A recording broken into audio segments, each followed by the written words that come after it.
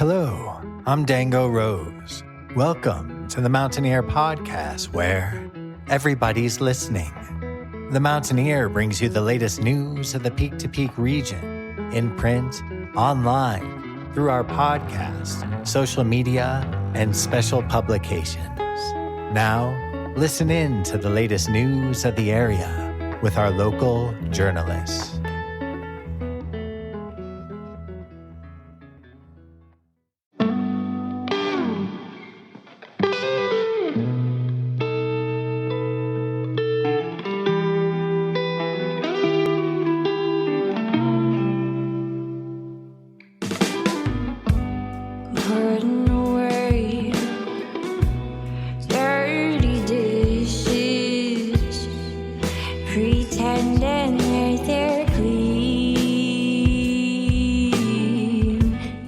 The song that you are currently listening to is called Hothead, and it is the final track off of the debut EP, Childhood Dreams, by J. Summer Duncan, otherwise known as Summer. You can stream this EP as well as her debut single, All I Wanted, wherever you get your music. J. Summer Duncan is currently not in the Peak to Peak area. She lived here for 18 years, but is currently in Washington State. She's not performing live either, so if you want to check out her music, be sure to keep tabs on her releases. You're such a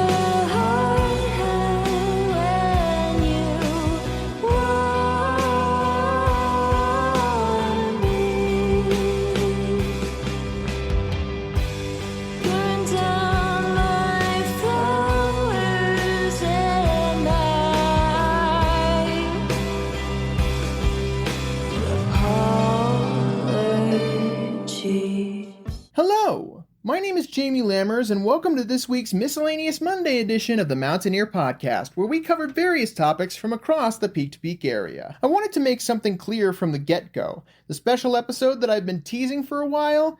Yeah, this isn't the episode that I was talking about. I was expecting to air the special episode possibly even in 2 parts starting today, but 2 interviews ended up materializing last minute for an episode that I had hoped to make for around this date, and so we are making that episode instead. And what is that episode? It is an episode celebrating the 150th anniversary of the establishing of the Town of Nederland in 1874, 2 years before Colorado was even admitted into the Union as a state. I am very excited to bring on 2 guests who are helping organize events for the Nederland 150th anniversary. But before we get into our first guest, there's something that I wanted to bring back to the podcast, and that is the mention of the weekly movie at the Backdoor Theater at the Community Center in Nederland. I wanted to mention the movies that are coming up at the Backdoor Theater because we used to do it back in the day, and we haven't done it for a while. So I wanted to bring that back. This weekend's movie is Despicable Me 4, rated PG. Here's an IMDb logline of the movie. Gru, Lucy, Margot, Edith, and Agnes welcome a new member to the family, Gru Jr., who is intent on tormenting his dad. Gru faces a new nemesis in Maxime Lamal and his girlfriend Valentina, and the family is forced to go on the run. You can check out the movie this weekend on Friday, August 2nd at 7 p.m., or on Saturday, August 3rd at 1 p.m. or at 7 p.m. at the Nederland Community Center's Backdoor Theater located at 750 Colorado 72 in Nederland. All right. Now let's get into the interviews. Our first guest, do you mind introducing yourself real quick? Yeah, of course. My name is Peter Cacek. I am the Public Engagement Manager for the Town of Nederland and one of the organizers for the Nederland 150th anniversary. And you've been working with Netter Days for the Nederland 150th anniversary, is that correct? Yeah, that's one of the roles that I work on, so I kind of oversee both things. So while the 150th isn't specifically a Netter Days event, we are using those channels to help get the word out about it. So how long has planning for the Nederland 150th anniversary been going on? The short answer is not long enough. I don't know if we really ever have enough time for this. I actually didn't realize it was our 150th anniversary until our parks manager, Nikki, told me earlier this year around March. And we're like, oh, we really should do something for that. And started scrambling immediately to get our team together and start planning what we wanted to do. So yeah, I would say about 6-ish months. What was the process like for planning the events for the Nederland 150th anniversary? So I had some vague ideas of what I wanted to do, but I really wanted to know what things we wanted to bring to the community that really had Nederland. So the first thing to do was organize a stakeholder group and see who was interested in being involved. So I reached out to the high school, the elementary school, the Historic Society, library, community center, carousel, Wild Bear, all the groups that have been around for a while, that have seen a number of things happen in town, and actually got a lot of good information from Lee Tilson, who was an organizer on Nederland Centennial 50 years ago. And so we wanted to bring back a lot of that kind of stuff. So that was a big focus on that. Some other people came up with other ideas of just cool things that were kind of more community focused, and we just kind of rolled with it and saw what we had the capacity to do and just implemented everything we could. What events ended up being planned for the Nederland 150th anniversary? Yeah, so we have a community potluck and a barn dance happening on Friday, August 2nd. That'll be kind of our kickoff event. We've done a few other things like that, just the community potluck, and those went over really well. So that seems like a great way to kick everything off, to get everyone together to just have a fun evening. On Saturday, it's kind of the bigger day. We have a parade happening in the afternoon. Nederland Area Seniors and the Nederland Lions will be doing a pancake breakfast over at the community center at 8 o'clock. There, the Historic Society will be operating their steam shovel and doing blacksmith demos in the afternoon. The Peak to Peak Radio Club will be setting up in front of the visitor center, giving demos. I'm doing this all off the top of my head right now, so I'm trying to remember everything. I'm going to be doing a chalk art competition, just to have a light thing over at the skate park. I encourage everyone to come by and just help decorate one of the holes in the skate park to make it kind of look really cool. There'll be, an ugly truck contest during and after the parade. That's something that came from Old Timers Days, I think it was called. And Jessi Ansari of the library wanted to bring that back because she has the trophy from it. So we'll be setting that up and encouraging people to bring their ugly trucks for the parade, and so people can cheer them on, and we could award that. The summer concert series will be doing one of their concerts downtown that afternoon. And Sunday, we have an auto show, a classic car show happening in the Caribou Shopping Center. And at Town Hall, we'll be putting together a time capsule that afternoon and sealing it and burying it in front of the building for the next 50 years to open. Do you remember if there was a time capsule for the 100th anniversary of Nederland in 1974? I don't believe there was a time capsule for the 100th. No one seems to remember one. I made a joke that, we'll find it in 10 years and just be like, oh, it was in someone's attic all along. So we're just kind of focusing on things we want to share with Nederland of 2074 to show them where we were at and what we were wanting to show off to the future. And is there anything that you hope people who come to these events end up taking away from the Nederland 150th anniversary celebrations? Yeah, I want people to celebrate where Nederland is now and how far we've come as a town, and just celebrating our shared heritage. Nederland has been many things to many people. It was a mining community. It was a music hub. There was a recording studio. It was big farmland for a while. And now where we are, just continuing to grow, I want people to kind of reflect on all of that and be able to have a positive outlook on the future of Nederland. How long have you been involved with the Town of Nederland in organizing engagement events like this? Yeah, so I started with the town in 2021, but in my current role, I've been doing this for just over a year and change. Part of my original role was helping permitting for outside events that were coming into town where people wanted to rent any of our public spaces. So as my role grew and I took over engagement and the visitor center and general tourism activities fell into my lap, and I had a lot to learn, had a lot of people helping me along the way. And so my first big event was last year's Netter Days, and so I've done a few others since then. I also now help organize the Holiday Mountain Market. We've done the 4th of July and 2 other Netter Days events. Now this one. What's it been like organizing some of these events, especially trying to emphasize where the town has come from and where it is now? Yeah, it's always been my goal to take this role and use it as a way to give the community things that they want to see in the things that I'm capable of giving. That I kind of had a light bulb moment last year during 4th of July, since we haven't been able to do fireworks or anything big for many years now. And we just wanted to do something more than the parade. So we just kind of threw together a quick impromptu potluck, and people seemed to like that. And that just made me realize this is what people people want to see come from the town. They don't want to see us bringing in outside events that are going to overrun the town or change the overall feel of the town. They want to see things that are more focused on the community. So that's been a big driver for me when thinking about future events. Like, what do people want to see that already live here, and what would be beneficial to them? So I try to use my role to do that. Are there any particular goals that you're working on in regards to Nederland Town engagement? Yeah, so part of my job is to help promote different projects that are happening in town, or if there's nonprofits that are doing anything that we feel is an important thing for the community to know. I try to make sure to get that word out. Like right now we have our different master plans happening in town, like our transportation plan. I'm working on a plan for tourism management to help align town's goals with where we want to see tourism happen in town. I'm helping promote this program where Nederland residents can get a free bear-resistant trash can. That actually just started yesterday, so I'm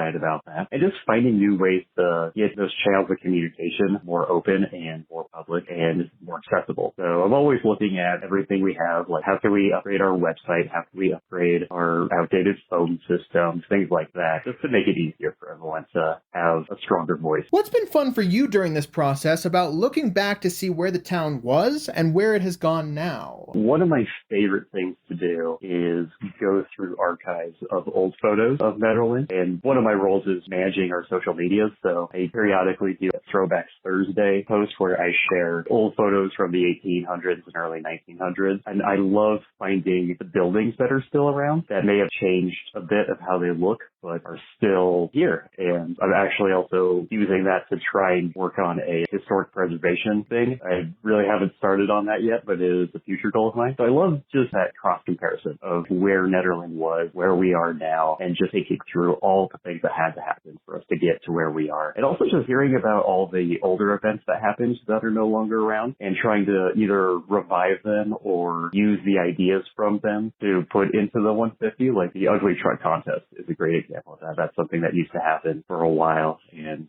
yeah, now we're trying to bring it back. Is there anything else you'd like to add before we move on to our next guest? Yeah, I do want to just give a quick shout out to everyone that has helped me organize this. A big learning thing for me was that I can't do this alone. So everyone from the Historic Society, the library, community center, the Mountaineer, and all the other events that have been happening, like Ned Jazz Line, has been really helpful in getting just the organizing process set up for me. The older people like Lee or Henry from the Lions that have done this before and have helped guide me in proper directions and things that kind of speak more to our history. And I also want to do a huge shout out to our schools who ran a contest for the logo that is being used for the Nederland 150. So yeah, a lot of people came together to help make this a reality. There was something I just wanted clarification on because I thought I heard of a logo contest, but I didn't realize it was for the town's 150th anniversary. I thought it was for the town as a whole. So was this for the town or for the anniversary? That was for the celebration. That was an idea that Lee came up with because she had a picture of the logo that was drawn by high school students for the centennial in 74 and wanted to redo that. I thought that was a cool idea. So I reached out to the schools to see if they'd be interested, and turns out there was a lot of interest. We got 75 entries, which was way more than I thought we were going to get. A lot of amazing, talented artists in our schools right now, which is just so great to see. And it was a really hard decision. But we finally decided on a design from Lucy Buddy. I know that there's an article from last month in the Mountaineer about her winning, and we all kind of chipped together, me, the high school, and the library, to give her a cash prize. And yeah, it's just really exciting to see that interest in doing these kinds of things. If you want to learn more about the 150th anniversary logo contest and who won it, be sure to check out the article by Christopher Kelly labeled Nederland 150th Logo Contest Winner Announced in the June 20th, 2024 edition of the Mountaineer. The new logo that I was thinking of for the town in particular was actually introduced back in March. Is there anything else you want to let people know before they come to the 150th anniversary of Nederland? Yeah, I'm just encouraging everyone to stop by, see what's going on, talk with everyone that's been involved, go see the steam shovel operating, and if you want to join in the parade, we're doing it similar to the 4th of July parade. I'm encouraging people to dress up in what they believe to be historic Nederland gear, whether that's from the 60s 1850s or the 1890s or 20 years ago. Yeah, just what you think Netherlands history looks like. Thank you so much to Peter for coming on board and joining us for the podcast. There are various ways that you can check out what's going on for the Netherlands 150th anniversary starting on Thursday, August 1st and ending on Sunday, August 4th. First, for a full schedule of the events, you can head to netterdays.com/ned150 to learn more about all of the events that are happening for the Netherlands 150th anniversary. Second, if you would prefer to listen to what's going on at the Netherlands 150th anniversary weekend, then you can check out last week's Monday edition of the podcast, which includes Executive Director of the Carousel of Happiness, Melody Baumover, talking about the recent carnival, and Miles Wade interviewing 2 Teens Inc. representatives. So be sure to check out that episode if you want a full list from me of all of the events that are happening. And finally, if you want to learn more about each individual event that's going on for the Netherlands 150th anniversary weekend, then be sure to check out Christopher Kelly's article, Netherlands 150th Update, in the July 4th, 2024 edition of the Mountain Ear. Before we move on to our next guest, here's an ad break. Does talking with your teen ever feel like a game show with unpredictable twists and turns? Well, it doesn't have to be. We're pulling back the curtain and revealing winning tips for parents to take their relationship with their teen to the next level. Because a stronger bond not only keeps them healthy, but also adds more joy to your relationship. Ready to level up your parenting game? It's time to connect more. Head to forwardtogetherco.com for expert tips, videos, and guides. Build stronger connections starting today because parenting should be a winning experience. Welcome back.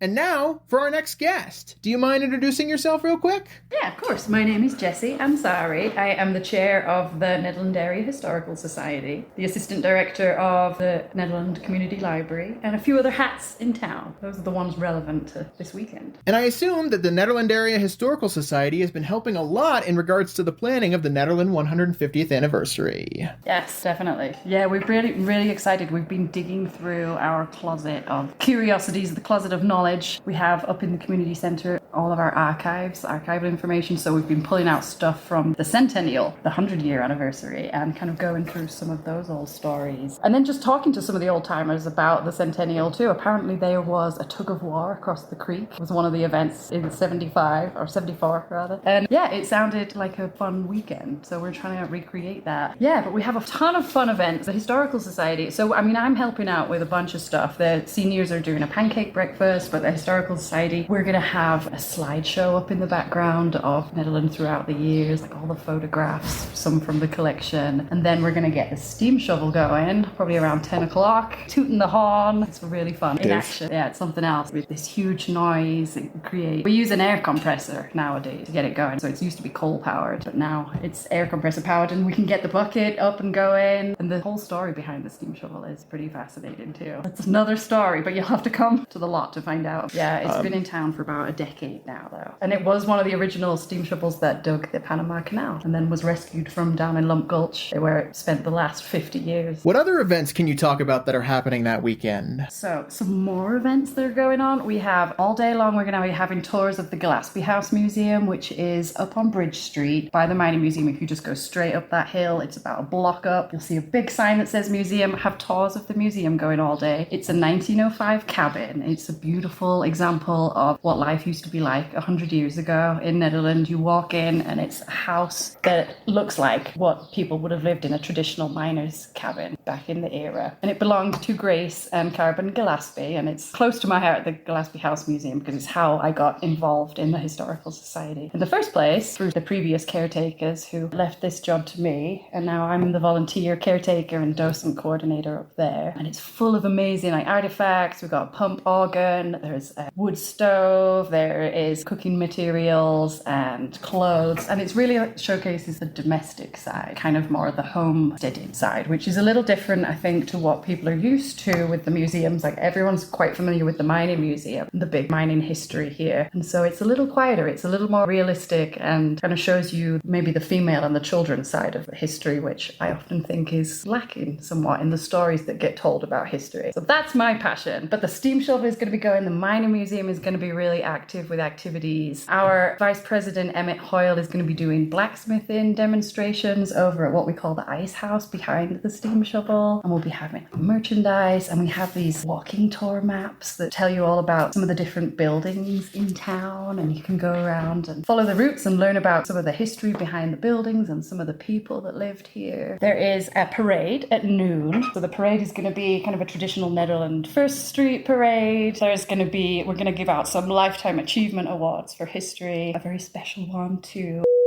He's going to receive acknowledgement for all the work done, being really active. And we're going to showcase a bunch of the other volunteers throughout the last 50 years. Because Nederland Historical Society was formed in 75. So we're going to showcase some of the people who've really volunteered throughout that time and put their names in the hat and worked really hard to preserve these stories. We're going to try and maybe do an ugly truck contest during the parade, which was something that happened 20 years ago during a miners' day. And I just happened to find the old trophy for it. So it's an ugly truck contest, which we think people can get behind up here. And then there's going to be some other stuff, like a bunch of other organizations in town, like the Ham Radio Club are doing some ham radio stuff. I think that is going to be at the visitor center. Going to be a chalk art contest the night before. There's going to be a barn dance over by the steam shovel and a potluck. And then on Thursday, the 1st of August, kind of to kick this whole thing off, you may have seen at the front of the library, there's a big cutout of the female cowgirl. This is Goldie Cameron Griffith, and she was a rodeo. She worked with Buffalo Bill's traveling circus. She rode horses. She was a female wrestler and athlete back in kind of the times where that really was unheard of. And then she moved to Nederland and worked ranching horses like in the Caribou area, and she ran a bunch of restaurants in town here. So local historian Kay Turnbaugh is going to give a presentation about Goldie, and that's on Thursday night over at the Mining Museum at 7 o'clock. I'm really excited about that. In case you're wondering why there was a tone covering the name of a person who's going to win a Lifetime Achievement Award at the Nederland 150th Anniversary event,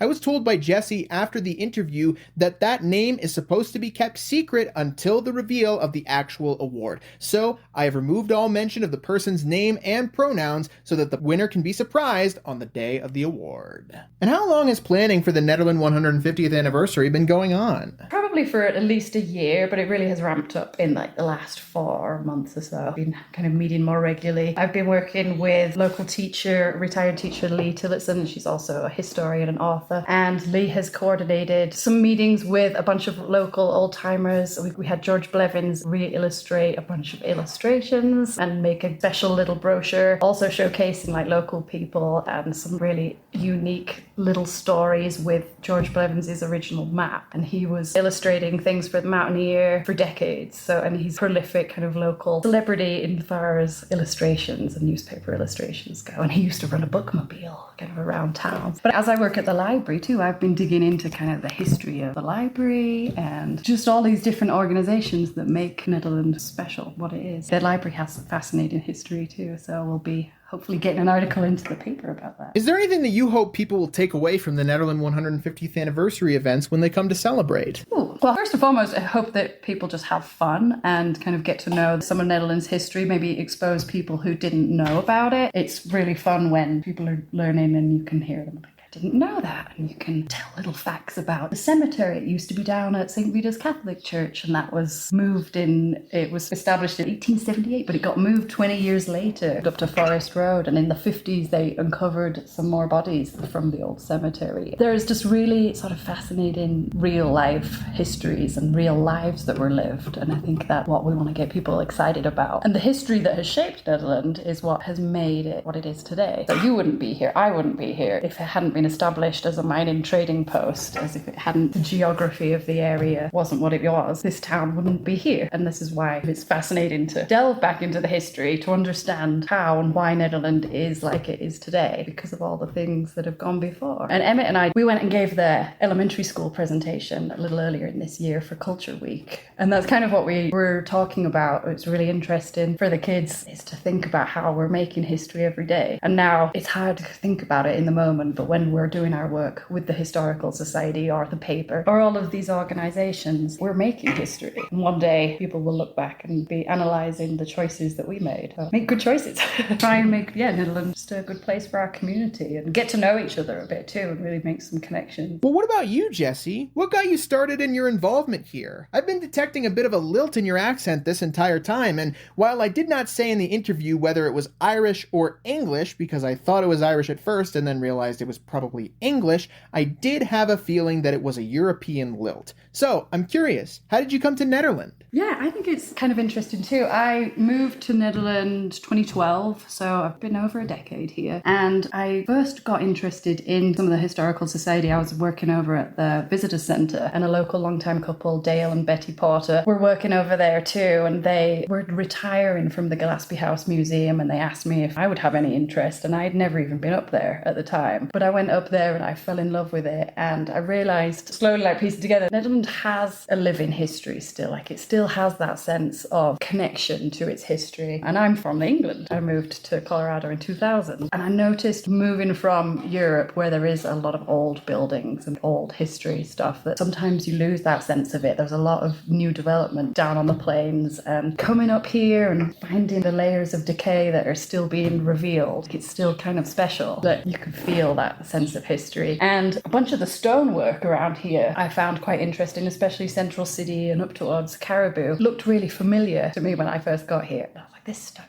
This looks something like rings a bell. And it turns out a lot of the miners from around this area were from Cornwall, which is in southern England, which is where my great aunt and uncle were from, and my grandparents lived there. And so suddenly there's all these connections being made between my family, their background, and then a lot of the people who moved here. Most of the miners up in Caribou were from Cornwall and Ton in Central City, because there's a big mining history over there. They do it's tin mining in Cornwall and here. And so a lot of the miners came over. They were called Cousin Jacks when they came over, and partially because of the Union Jack history. But then I just fell in love with the stories and the little museum, and just wanted to help preserve it so that people could see it and share it with a bunch of the kids in town. We do tours for the elementary school students and things, and I love that. Like, it blows their minds sometimes to see there's no electricity. There was no toilets. How did they cope with that? There was no fridges when that house was first built. There was no music, no electricity. Oh, it kind of is really fascinating to see their minds turning and imagining what life would be like, and how schools were different, and how chores were different, and clothes, and getting water, and just makes you feel grateful for the services that we have today. I'm curious, since you're always discovering new things, is there anything about the history of Nederland that you discovered while preparing for the Nederland 150th anniversary? Yeah, I mean, I think the Historical Society is in a really fascinating and really interesting time of its existence. There's a lot going on. The Historical Society is working on several projects right now. I listed down a couple. We are working on a digitization project. So we're going through all of our old boxes of photographs and documents, and we have hired a local archivist to digitize them and find the metadata so that all of these amazing photos that people have donated over decades can be shared with the public and just widely accessible. So we've got about 400 or so digitized, and you can find those on the Nederland Area Historical Society.org website or through the library Facebook page. You can start seeing some of these images that have been digitized. So that's really exciting. And we're working with a bioarchaeologist professor, Lauren Hosek, she's doing some surveys at the Netherlands Cemetery. And so we have been able to be involved with her as she was working with some various agencies there, creating a survey map of the history and various sections, collecting gravestone data and LiDAR studies. They brought in some cadaver dogs, and so they've located several unmarked graves up in the Netherlands Cemetery, which were previously unknown. So this process of locating graves and trying to identify who these people are and their stories. And we're doing a similar thing up at Caribou Cemetery, working with Sylvia Petham and the Friends of the Caribou Cemetery to identify the graves up there too, which is a really exciting project to help with. They've identified at least 12 now that were previously unidentified. They have names and the locations of the gravestones, and they're hopefully going to try and find some of these gravestones, the headstones that were stolen throughout the 60s, 50s, 60s, 70s period. So most of the headstones were stolen. So they're trying to refence it and restore it and bring a bit of dignity back to some of these people who lived their lives and died and are buried up there. And then we're keeping the museum running and maintained, and we run the ice house and put a new roof on that this year. Steam shovel needs a lot of maintenance. Trying to just make prints to be able to share some of these prints from the digital collection so that we can share that with the community. And then we have a few annual events that we've been doing too. We have a silent auction every year to fund all these things that we're doing. The teddy bear tea party. And I've just made a lot of different connections. It's been really nice to work with some of these meetings where different organisations in town have been coming together. So we're working to hear from the seniors and to hear from the Carousel and the Ham Radio and Wild Bear, and all these different organisations in town are coming together with the Town of Nederland, Mountaineer, and it's nice to see that collaboration and real sense of community that Netherlands still holds on to, I think. And I think we're really lucky to live in a place where we do have those community connections. So it's going to be a really fun weekend. I'm excited. We'll have to get a good recording of the steam shovel. It makes a fantastic sound. And this is genuinely a question that I was curious about because I keep passing by the Bryant House whenever I drive to the Mountaineer office. Do you know anything about what's going on with the restoration of that house? Yeah, a little bit. It's been a bit of a turbulent history because the building itself is owned by the Town of Nederland and it's on RTD land. So the Historical Society were granted a lease to try and move ahead and restore it, but it's been hard we can't get grants because we can't landmark the building. So it's just kind of been in a status of limbo for a while now. We've been trying to work with the DDA. I know some of the members of the DDA have had interest in maybe turning it into a shelter for the bus station even, or a warming station, or a place to display photographs. So there's plenty of options, I think. It's just a matter of funding and volunteer power, which is kind of the crux of most of the events and things that we do. It's limited by the cost and how much enthusiasm and hands-on efforts we can get from volunteers. It's fascinating. It's supposedly the oldest building in Boulder County. So it's not in the original location. It was moved from the middle of the RTD and then supposedly it had been down where the reservoir is now, but it was moved when that got flooded kind of up to here. Oh, and Mr. Bryant was a foreman who worked over at Wolf Tongue Mill, so they built that house, and yeah, so we're hopefully going to preserve the whole area too. And yeah. Thank you for answering that transparently. Hopefully more people show an interest in the Bryant House. But in the meantime, is there anything else that you'd like to add about Nederland's 150th anniversary before we sign off? No, just excited to feel the excitement of the festival. I don't know if you were here in town for the Caribou 150th. That was several years ago. It must have been 2019. And it's just really fun. There's different events all over town. So you have people kind of cruising across the town and you get to meet a lot of people, a lot of excited people who come up from either down below. There's a lot of people coming from out of town that used to live here or that grew up here. There's been several people who are out helping the old timers come back for the weekend, and they're going to get to share all their old memories. We'll hopefully have big photographs up here and at the community centre, some big printed out maps of Nederland that people can come and bring little notes. They can write post-it notes of their memories of Nederland, and we're going to attach it to the maps and just see what new stories, new fun stories we can learn. And we hopefully will just make enough fun contacts and hear some fun stories. We would like to do an event in the near future for the Historical Society, which is like a fireside story time thing. We'll maybe get a fire pit over at the steam shovel and maybe some hot drinks, and we're going to hopefully get just some people to tell their stories of recollections, and whether it's ghost stories or murder and intrigue or tales of just what life used to be like in the 70s, which is also a really fascinating period of time in Nederland, and then maybe hopefully turn that into an ongoing feature where people get together and just talk history and share some of these special memories with each other and make friends.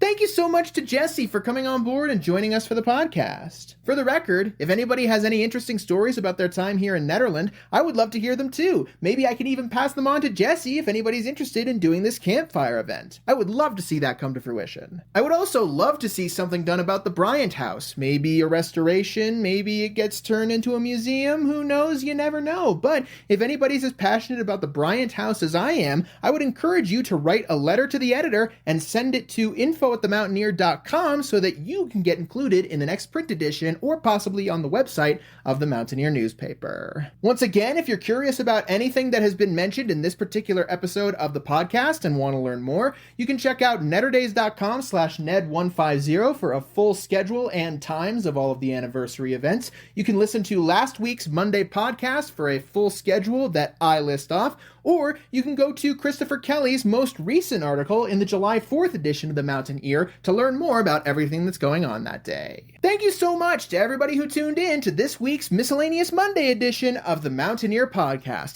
I am so thrilled that I was able to actually get a 150th anniversary edition of the Mountaineer podcast together. I mean, the 150th anniversary only comes around once, right? If you want to be involved in the podcast in any way, shape, or form in the future, whether you're a local business person or a musician or just a local in general, or you have some advertising that you would like to share on the podcast, then be sure to email me at media@themountaineer.com and we will get that sorted for you. And again, if you have any special awesome stories that maybe we could feature in the podcast or that I could send over to Jessi for the campfire event, then also email me at media@themountaineer.com. I'd love to hear from you. If you want to share this podcast around with anyone you see fit, then be sure to head to the podcast's homepage at the mtnearpodcast.buzzsprout.com or at the mtnear.com/the-mountain-ear-podcast, and you can share the link with whoever you see fit. I think that's pretty much it for this week, and hopefully next week will finally be the special episode of the podcast that I have been teasing for weeks. I am very excited to finally bring that to you, and I will see you guys on Wednesday with a brand new retrospective episode.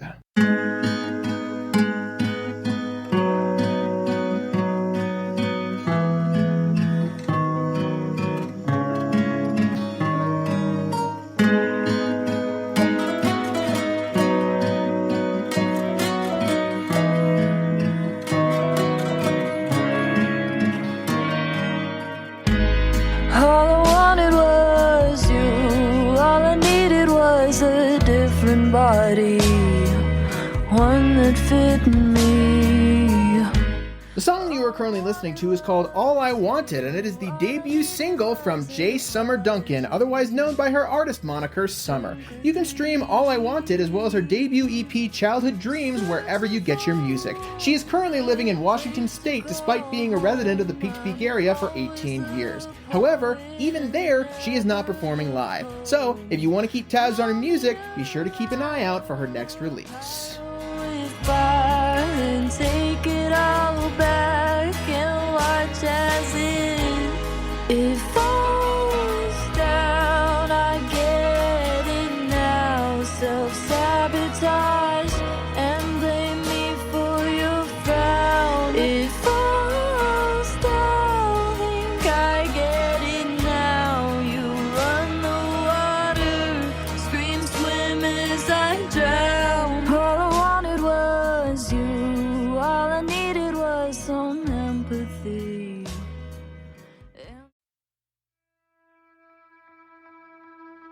And that's it for our show.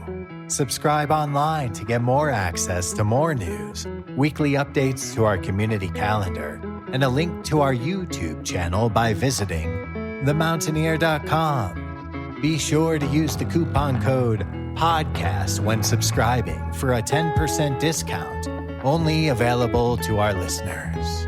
If you are in the local Peak to Peak area, be sure to pick up a print edition of the Mountaineer at a local business. I'm Dango Rose. Thank you for listening.